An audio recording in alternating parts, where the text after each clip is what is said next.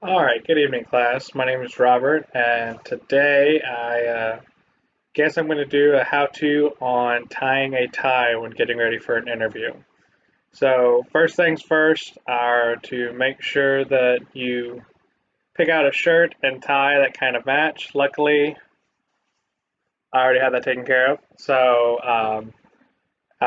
we're just going to kind of proceed from there. You can have bright ties or quiet ties. It just kind of has to counteract the shirt that you're wearing. So this tie has got a nice little pattern to it. It counteracts with the solid color shirt that I've got on. So that's going to be our best kind of winning combination with being presentable for this. So first things first, are you're going to pop up the collar and button under your neck. Now sometimes it's a little tight, and you can get the little extension things to really just make it easier, more comfortable when having to wear a tie for an interview or a business meeting or anything along those lines. Next, you're going to take the whole tie, put it around your neck. I usually take the small end, and it goes about midway down on your chest between the bottom of your sternum and your belly button, and then you're just going to lay that one down underneath. The big kind of tongue part is going to go over the top. So that's step one. Step two is you swirl it around. Step three is you kind of have your fingers down like this. You're going to make a nice little pocket and go underneath through the middle here, and then straight in past those fingers where you had that pocket that you created in the beginning and the last few steps.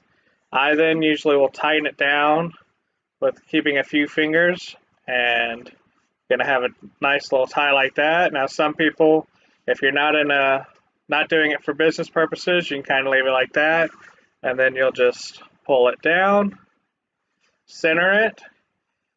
This one was not the best tie, but it'll do for the video. But you just want to make sure that the tongue part is down a good ways past. You don't want it too far down where it's tucked into your belt line, but you don't want it too high up where the shorter, the smaller, thinner part is dangling too far down. A lot of ties will have a nice little kind of strap here so you can tuck it all in. That will just kind of keep it from part of the tie going one direction and one part of the tie going the other direction.